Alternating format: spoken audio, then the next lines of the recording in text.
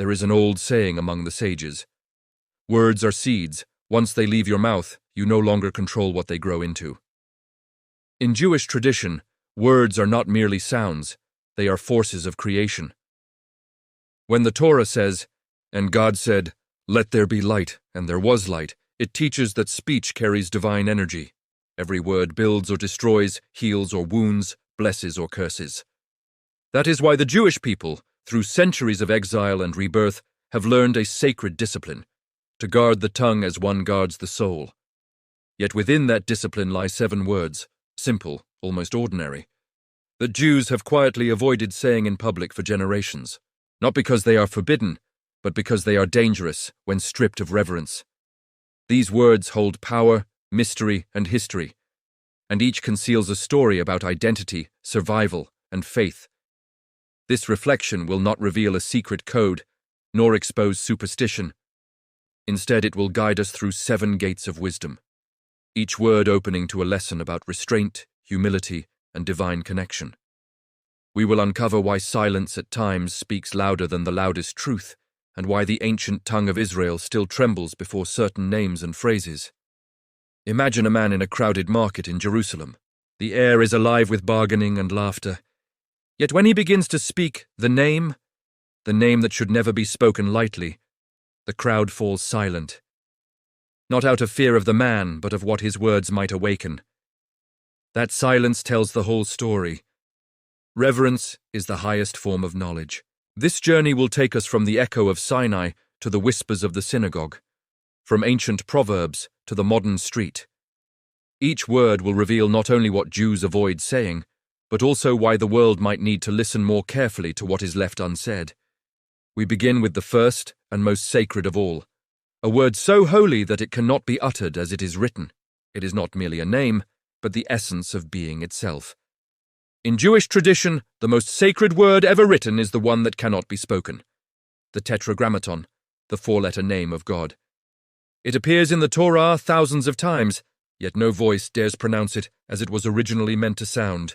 Even the high priests of ancient Israel, who once spoke it aloud within the temple on Yom Kippur, did so only in a moment so holy that time itself seemed to hold its breath.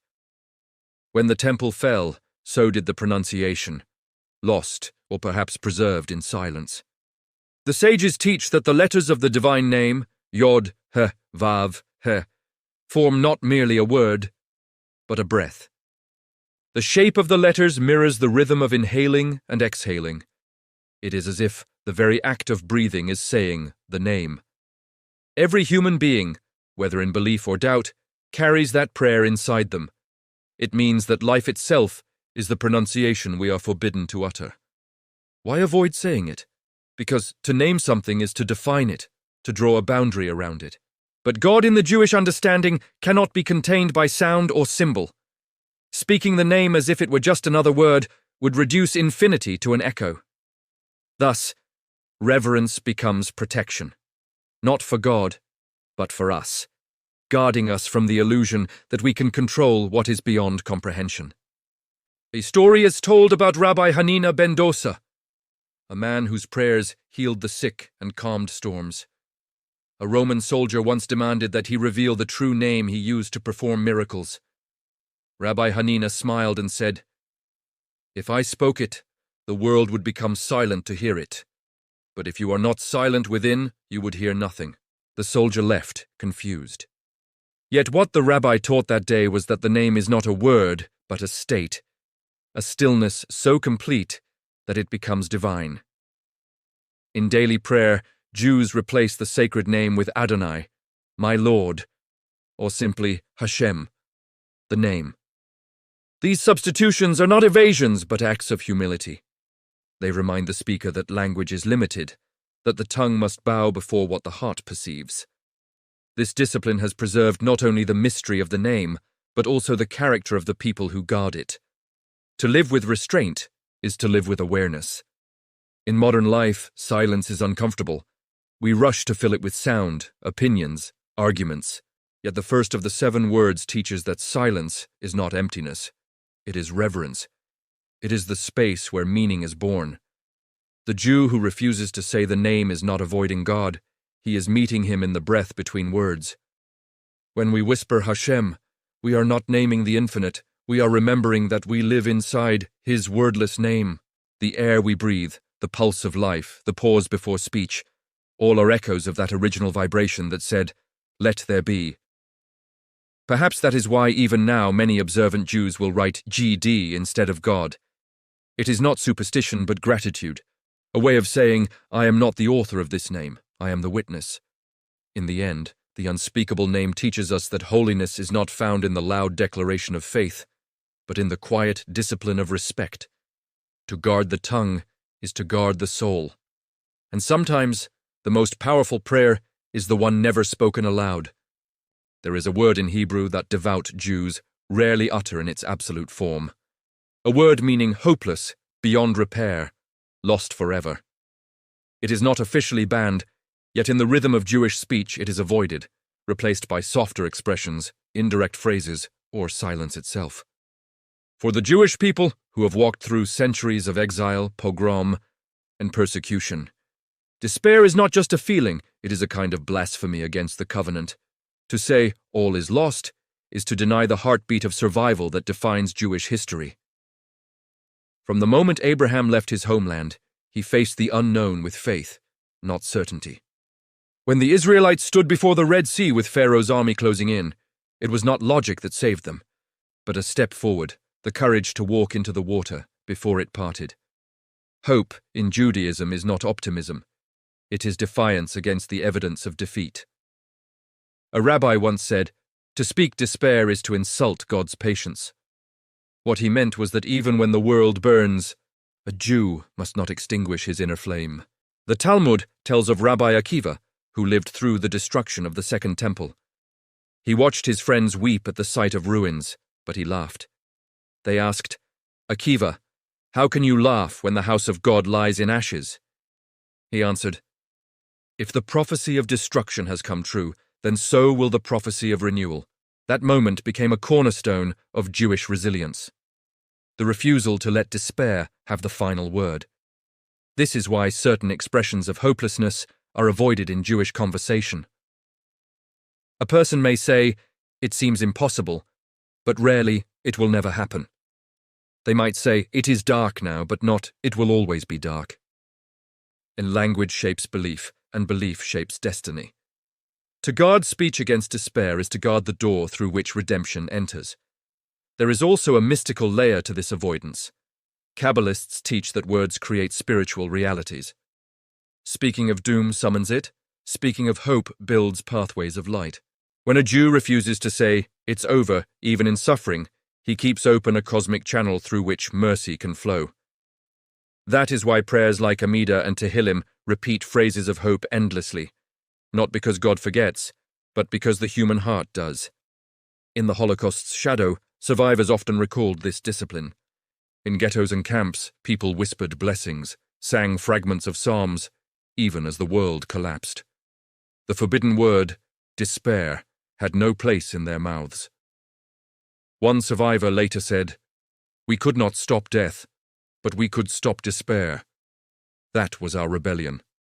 To avoid the language of hopelessness is not denial, it is moral resistance. It declares that faith begins where evidence ends.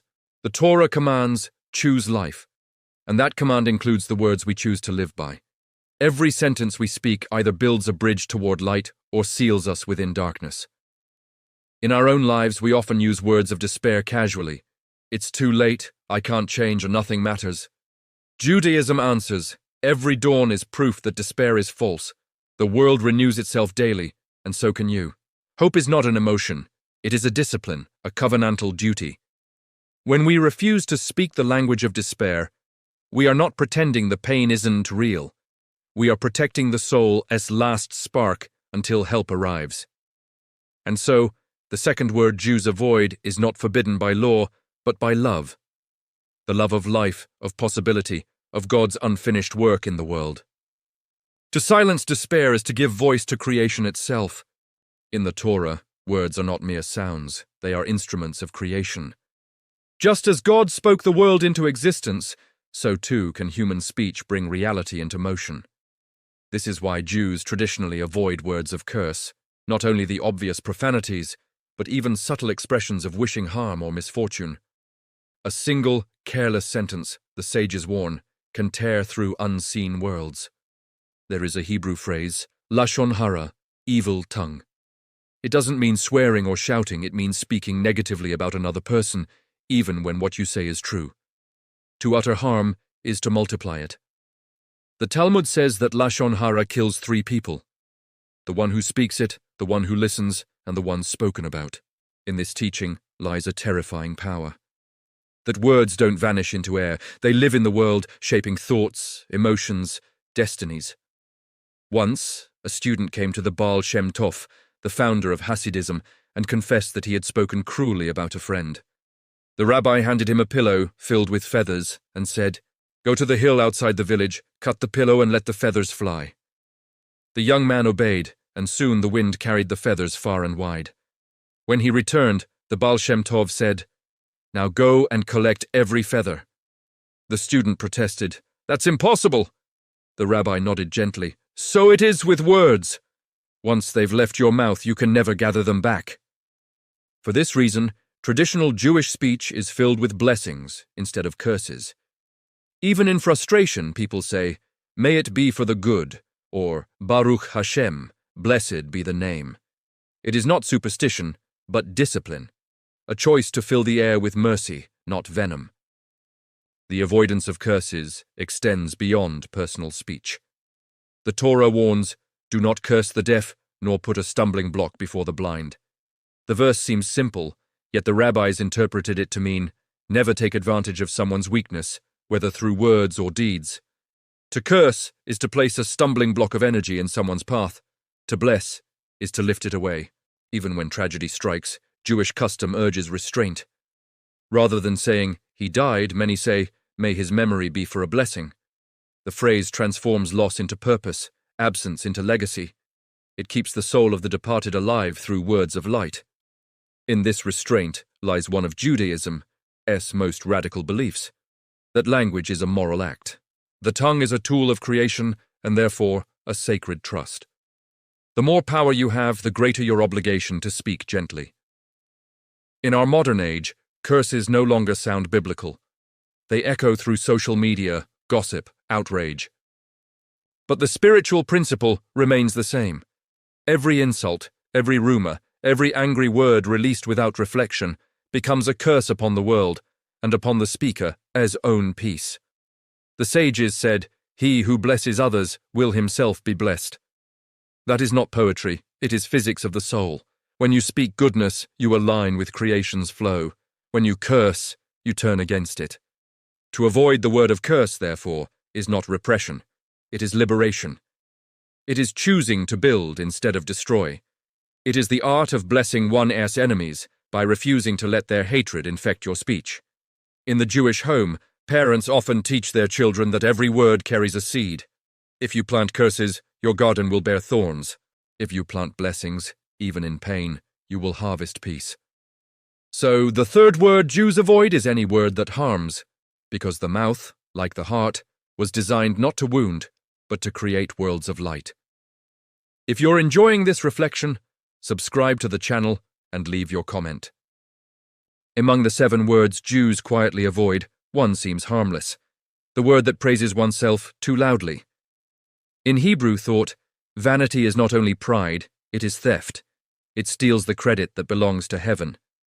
When a person says, "I did this by my own strength," the sages hear an echo of Pharaoh, who declared, "The Nile is mine, and I have made it for myself." Pride transforms gratitude into illusion.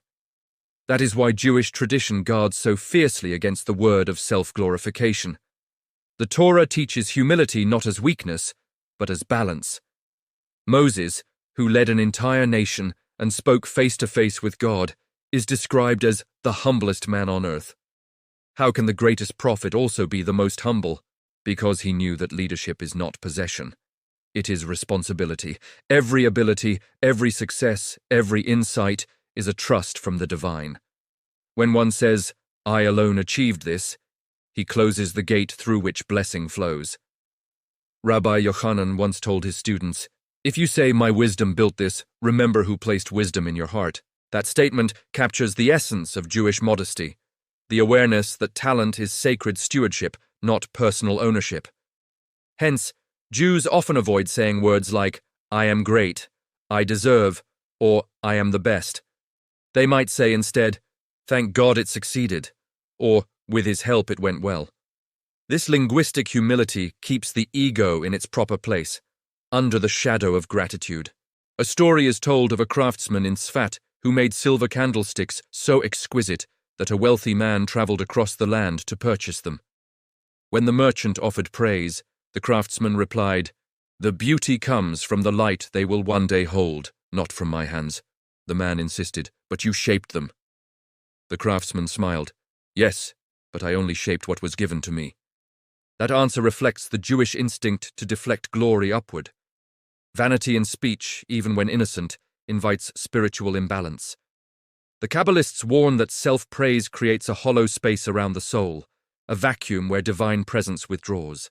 The more a person says "I," the less room remains for thou. This is why the Hebrew word ani, I, and the word ayin, nothingness, differ by only one letter. To reach the higher self, one must pass through the gate of humility. In daily conversation, Jews often use expressions that soften pride. Instead of "I'm lucky," they say, "Baruch Hashem, blessed be the name." When receiving a compliment, many respond, "May it be for the good." These phrases are not rote, they are shields against arrogance. They remind the speaker that every blessing carries a purpose larger than the self. Modern culture celebrates visibility, to be seen, followed, admired. Yet the Torah celebrates invisibility, the quiet act done in secret, the mitzvah performed without witnesses. The righteous person, says the Talmud, walks with God in modesty. He does not need applause. His worth is measured in silence. Vanity is not only the boasting of achievements, it is also the despairing thought that one is worthless, for both extremes center the self. The Torah's antidote is service. When a person serves others, pride dissolves into gratitude, and self-doubt transforms into purpose.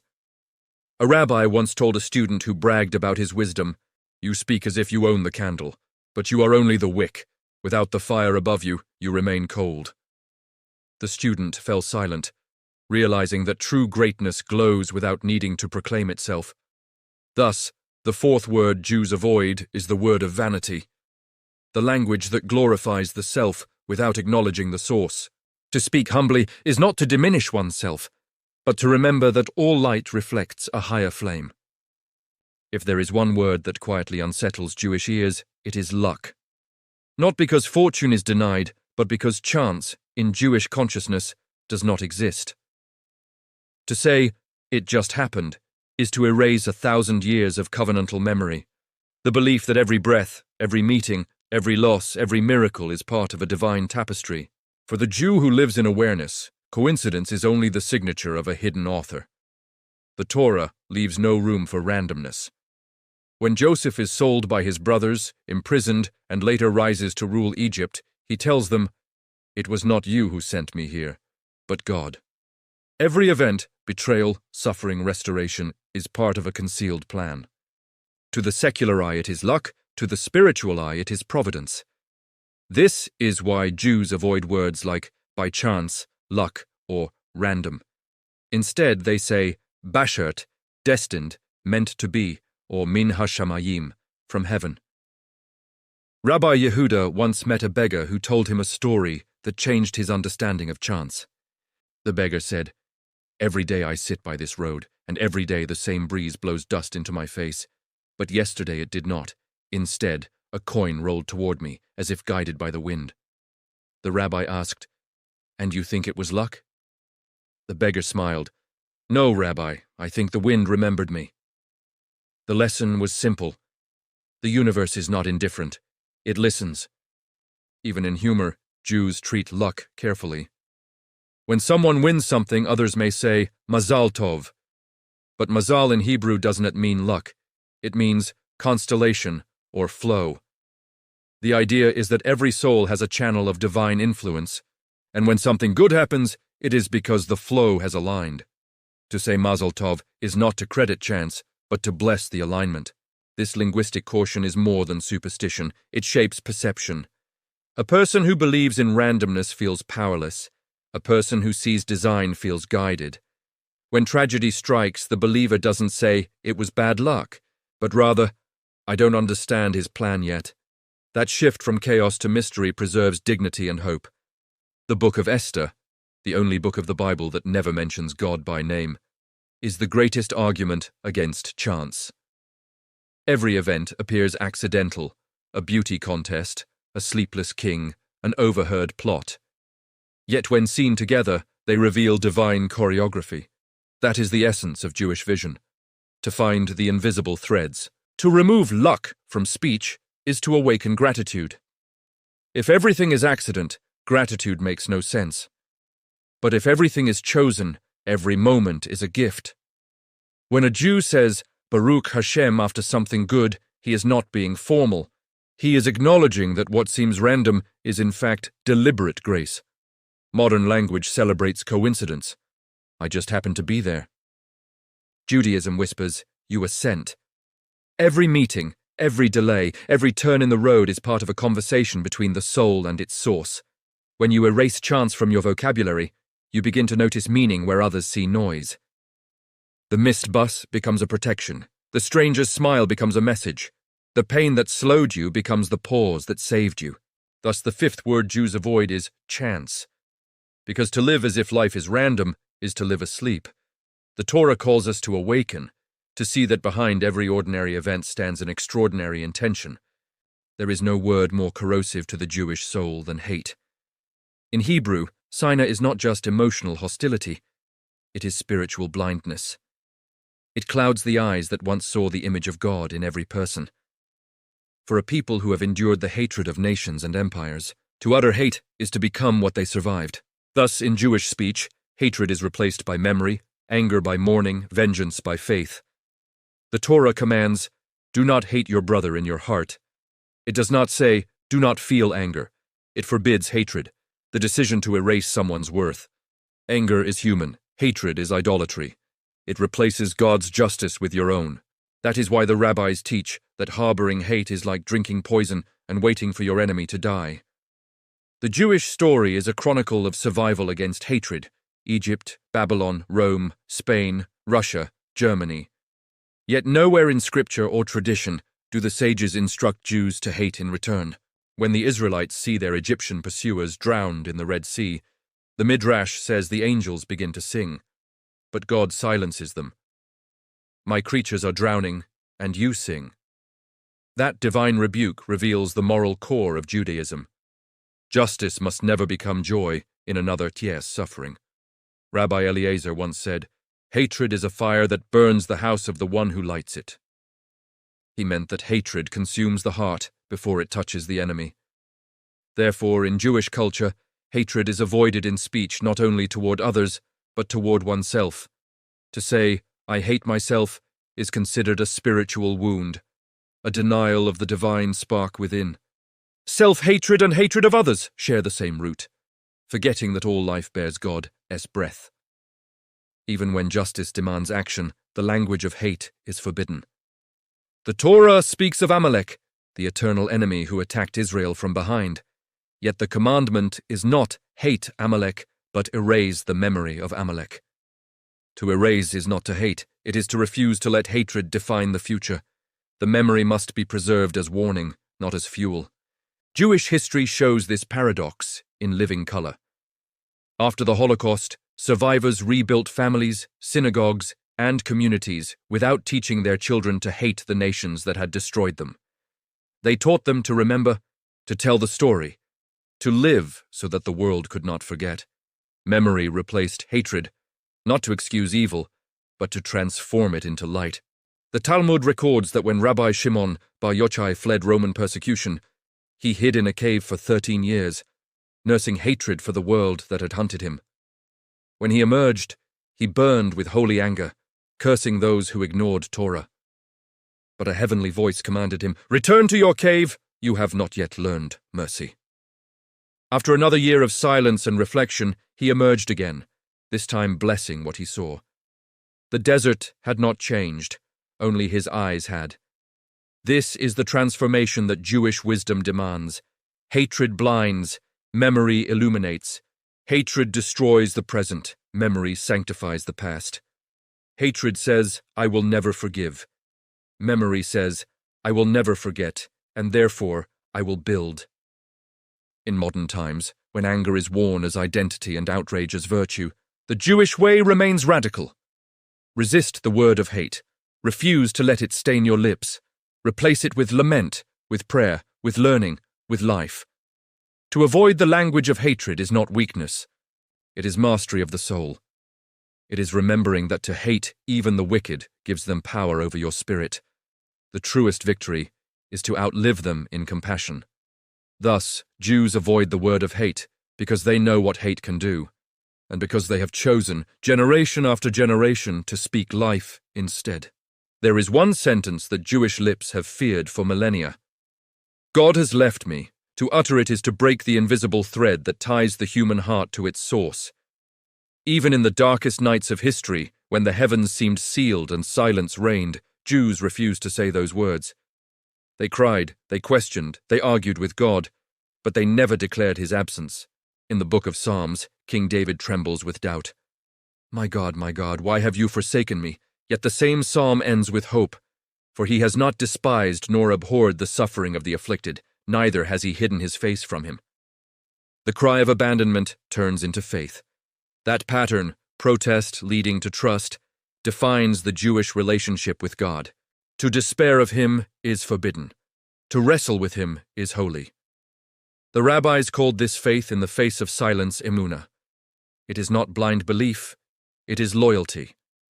A covenantal bond that holds even when understanding collapses. Emunah means standing in the ruins and saying, he is still here.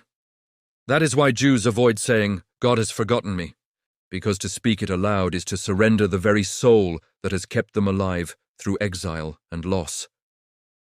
Rabbi Levi Yitzhak of Berdichov once prayed in a burned-out synagogue after a Cossack raid.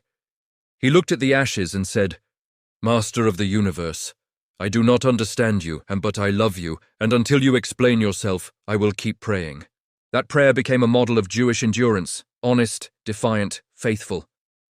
During the Holocaust, many Jews recited the Shema, Hear, O Israel, the Lord is our God, the Lord is one, as their final breath. They could have cursed heaven. Instead, they affirmed it.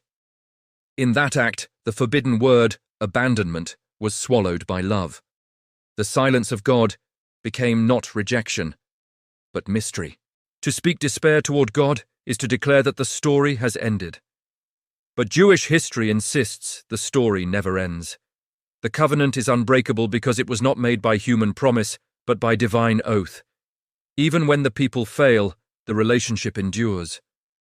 The prophets cry out, Return to me and I will return to you. The verb is mutual. The moment we turn, he is already waiting. In Hebrew, the word for faith and the word for craftsmanship share a root. Aman. To have faith is to build, patiently, carefully, daily. The Jew who refuses to say, God has abandoned me, is building the invisible architecture of redemption. His speech becomes the scaffolding upon which hope climbs. It is natural to feel forsaken. Every generation has faced moments when prayer feels unanswered. Yet, in Judaism, doubt is not heresy. Despair is. Doubt seeks God. Despair denies him. The first keeps the soul alive. The second extinguishes its light. This is why, even in moments of grief, Jewish language turns toward hope. The mourner says, Baruch Dayan Hemet. Blessed is the true judge. It is a declaration of trust amid confusion. It does not deny pain, it sanctifies it. It tells the heart, you are not alone, even here. To avoid the language of divine abandonment is to remain in dialogue with heaven. For as long as you speak to God, even in anger, you are still in relationship. And in that relationship lies redemption. When a Jew refuses to say, He has left me, the universe listens. Because in that refusal lives the essence of faith, that even when we cannot see him, he still sees us. Of all the words Jews avoid, none is more quietly feared than forget. In the Torah, forgetting is not simply a lapse of mind. It is a moral failure, a fracture in the covenant between past and present. To forget is to let holiness fade from the world. The entire Jewish story is built on remembrance.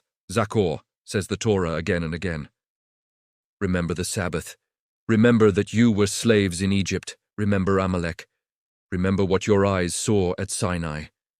In every command, memory is not nostalgia. It is obligation. The Jewish calendar itself is a rhythm of remembrance. Each festival is a conversation between history and hope.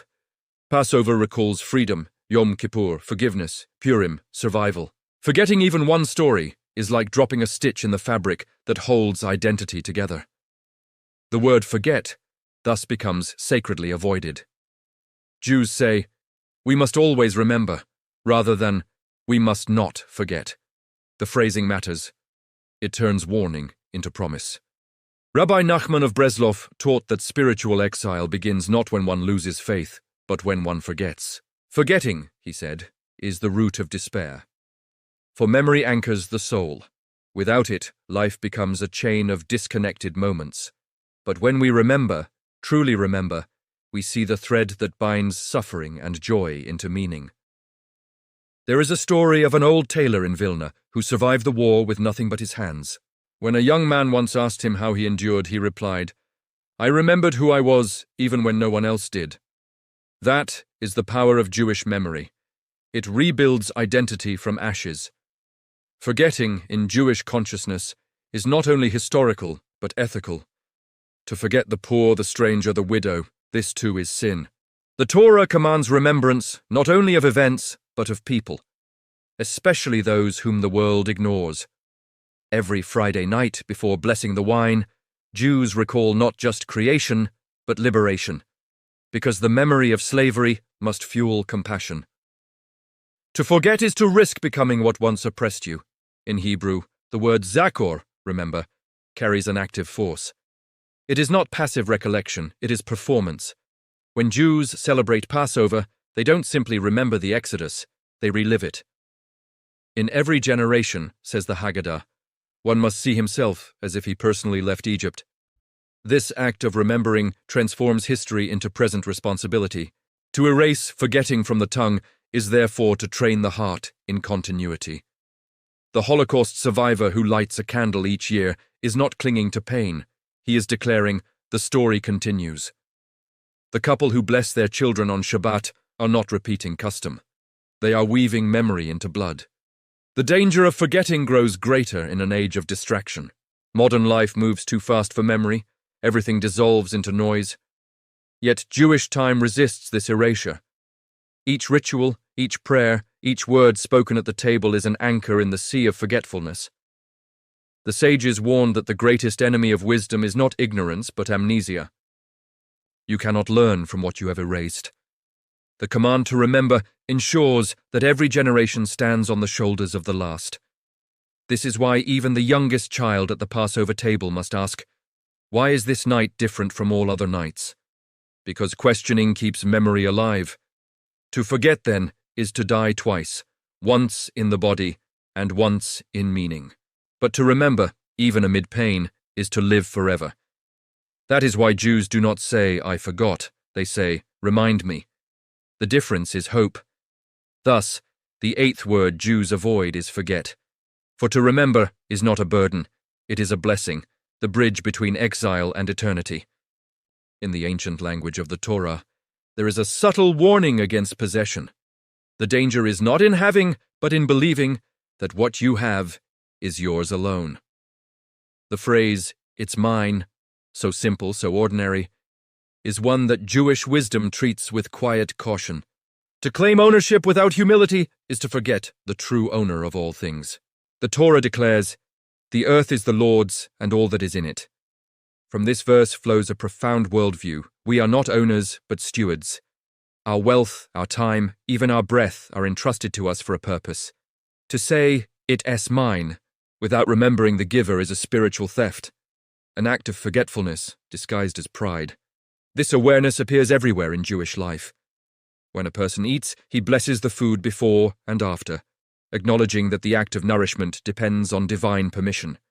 When a farmer gathers crops, he leaves a corner of the field for the poor. When one earns a living, he gives tzedakah, charity, as an act of restoration. In all these gestures, the Jew silently corrects the impulse to say, "It's mine." He replaces it with, "It is given." Rabbi Samson Raphael Hirsch once wrote, "To own without gratitude is to be owned by your possessions." That is why Jewish speech leans toward phrases of sharing. "This was given to me," or "I have the privilege to use this." Ownership becomes partnership. Property becomes responsibility. A parable tells of a wealthy merchant who came to the Maggid of Dubno boasting of his fortune. The Maggid led him to a window and asked, "What do you see?" The man replied, "People walking in the street." Then the Maggid took him to a mirror. "And now?" he asked. "I see myself," the man said. "Both are made of glass," said the Maggid, "but one has a thin layer of silver. That is all it takes to see only yourself." The lesson was clear. The more you coat your life in ownership, the less you see beyond your reflection. Jewish law reinforces this humility through mitzvot of generosity. The sabbatical year commands farmers to release their land, debts are forgiven, servants are freed. The underlying message is that nothing truly belongs to us, not land, not labor, not even time. We are guests in creation, and gratitude is the rent we pay for existence. The phrase "my success," too, is handled with reverence. Jews often replace it with "our success" or "with God's help." It is not false modesty. It is the recognition that human effort without divine grace is like a sail without wind. To boast, "It's mine," closes the circle of blessing around the self. To say, "It was given," keeps it open for others to enter. In modern culture, possession defines identity. My car, my house, my followers, my truth. Judaism reverses this. What you truly own is what you give away. A blessing grows only when shared. That is why tzedakah, often translated as charity, literally means justice. Giving is not kindness, it is restitution. It restores the balance that ownership disturbs. The sages tell of Rabbi Meir, who lent money without interest and never demanded repayment. When asked why, he said, "Because if I hold it too tightly, it stops being blessing and becomes burden." That understanding remains at the heart of Jewish ethics. You possess only what you can release. Thus, the ninth word Jews avoid is mine. Not because possession is evil, but because it tempts the heart to forget that everything we hold is borrowed light. The true Jew, even when surrounded by wealth, whispers the old reminder, "All that I have is yours." In most languages, the word enough signals satisfaction, a pause, a resting place. But in Jewish consciousness, it carries quiet danger. To say "I have enough" can be an act of peace, but to say "I am enough" back in the sense of spiritual complacency is a closing of the heart. The Jewish soul was never meant to stagnate. It was designed to ascend from ignorance to wisdom, from comfort to compassion, from self to service. Thus, Jews have learned to treat the word enough with care, using it only when it deepens gratitude, not when it halts growth. In the Talmud, Rabbi Tarfon teaches, "You are not obligated to complete the work, but neither are you free to desist from it." That sentence defines the Jewish attitude toward life. The mission is endless, yet sacred. To say, "I've done enough," would be to step away from the field before harvest is complete. Every day brings a new fragment of the world to repair, a concept known as tikkun olam, the restoration of creation through righteous action. The word enough becomes especially delicate when applied to learning. In Jewish tradition, study is not a phase of youth. It is a lifelong covenant. The sages say, "Turn it and turn it again, for everything is in it." The Torah is infinite, the mind finite, and the meeting between them is the adventure of existence. The moment a person says, "I have learned enough," his soul begins to shrink. That is why every Jewish child is taught to ask questions endlessly. Curiosity is not rebellion, it is worship. There is a story of an old scholar who, on his deathbed, asked for his books to be brought to him. His students said, "Master, you can no longer read." He replied, "Then let me at least touch them, so that my fingers may still search." That hunger, that refusal to settle, is the antidote to despair. Yet the Torah also warns against greed, against the restless hunger that never feels blessed. When the Israelites wandered in the desert, God provided manna, instructing them to gather only what they needed for the day. Those who gathered more found it spoiled by morning. The lesson was clear: seek more in spirit, not in possession. Enough in the material world is gratitude. Enough in the moral world is danger. A Hasidic master once said, "If you have bread for today, thank God. If you have wisdom for today, seek more." In that paradox lies Jewish balance, satisfaction without stagnation. The soul must rest in gratitude, but rise in purpose. In the Hebrew Passover song Dayenu, Jews sing, "It would have been enough." The refrain lists each act of divine kindness, freedom, miracles, Torah, and after each one declares, Dayenu. It sounds like finality, yet it is a celebration of endlessness. To say, "It would have been enough," is to acknowledge abundance while still journeying forward. Gratitude and aspiration walk together.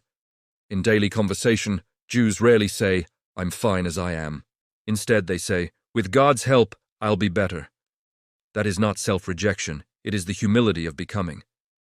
Every mitzvah performed, every prayer whispered, is a step upward on Jacob's ladder, a climb that never truly ends, for God himself stands at the top, forever beyond reach, yet always near. Modern life tempts us to settle, to believe that comfort equals peace. But the Torah calls peace shalom, a word derived from shalem, meaning wholeness, completion. And completion in Jewish thought is not the end of movement, but the harmony of ongoing effort. Thus, Jews avoid the word enough when it halts their ascent. For to live is to grow, and to grow is to remember that even the smallest step toward goodness expands the universe itself. The righteous never rest on their achievements, they rest in their mission. The final word Jews avoid is not evil, vulgar, or blasphemous. It is yesterday, not the day itself, but the attachment to it, the language that chains the soul to what was and blinds it to what could be. The Torah commands, "This day the Lord your God commands you." Each morning, life renews the covenant. To live in yesterday is to step out of that moment of creation. In Jewish time, there is no museum of faith. The same God who spoke at Sinai speaks now, through conscience, kindness, and breath. That is why Jews have no single relic or fixed image to worship. The Holy One is not trapped in memory. He dwells in motion. The Sabbath, the festivals, even the Torah readings all repeat in cycles, not to return us backward, but to spiral us upward, each year at a higher rung. When Jews say Shana, year, they mean both repetition and change. The root of the word also means to learn. Every year repeats, but only to teach something new. Thus, when the Jew avoids saying, "Those were the days," it is not denial, it is discipline. Nostalgia can become a form of idolatry, worship of what cannot return. Rabbi Abraham Joshua Heschel once wrote, "The past is not dead, it is waiting for redemption." Memory, then, is not meant to trap us, but to transform us. The Exodus is remembered not as a story finished, but as a pattern ongoing. Every generation must see itself as if it personally left Egypt. The goal of remembrance is renewal. A story is told about an old cantor in Krakow who sang the same melody every year on Yom Kippur. One year he suddenly changed it. The congregation gasped.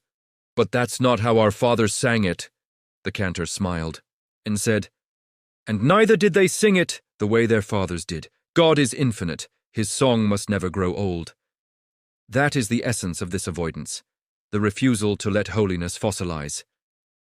The Talmud praises the righteous as Mekadeshim B'chol Yom Tamid, those who renew themselves every day.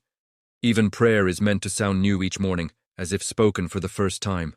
To say yesterday as a final word is to declare that the best has already happened. The Jew rejects that defeat. Each sunrise, each breath, is a beginning. After the destruction of the Second Temple, many believed Judaism would vanish. The sacrifices had ended, the priests dispersed. But out of the ashes rose prayer, study, and community, the synagogue replacing the altar. This transformation was not nostalgia, but resurrection. Jewish history itself is a rebellion against yesterday. In modern life, many people live haunted by their past, regrets, mistakes, old wounds. Jewish wisdom whispers, yesterday is gone, but its lesson remains. The past is a teacher, not a home.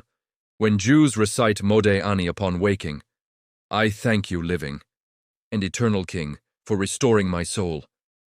They affirm that every morning wipes the slate of guilt. Yesterday's failures belong to history, today's choices belong to eternity. Thus the final word avoided is yesterday, when used as a place of exile instead of remembrance. For the secret of Jewish survival is not only remembering, but also moving. A memory without renewal becomes mourning. Renewal without memory becomes madness. The dance between the two is life itself. The Jew walks forward with the Torah in hand and the past in his heart, saying, I remember, but I am not finished. In that sentence lives the secret of continuity, the strength to build after every destruction, to sing after every silence, to begin again after every ending. Conclusion. The 7 silences of wisdom. There are words the Jewish people have learned not to say, words of vanity, of curse, of despair, of hate, of ownership, of chance, of yesterday. Not because speech is forbidden, but because it is sacred. To master the tongue is to master the soul. The Torah begins not with thought, but with speech. And God said, let there be light. Every human word, since then, is a reflection, a chance to echo creation or undo it. Jewish wisdom trains the mouth to be an instrument of mercy. That is why silence itself becomes holy, not emptiness, but presence. Each avoided word conceals a teaching. Silence honors mystery. Hope defeats despair. Blessing replaces harm. Humility humbles pride. Faith destroys chance. Memory conquers hate. And gratitude redeems ownership. To live by these silences is to walk the narrow bridge between reverence and freedom. The Jew does not avoid speech out of fear, but out of awe. He knows that words are the threads of destiny, and that the world is always listening. So the next time you hold a word on your tongue, remember, it can build or break, wound or heal, close or open the heavens. Choose carefully, and you may find that wisdom begins not in speaking, but in the breath before speech. If this message made sense to you, subscribe to the channel, leave your comment, and share your opinion. What word do you think holds the most power? The one you speak, or the one you choose not to?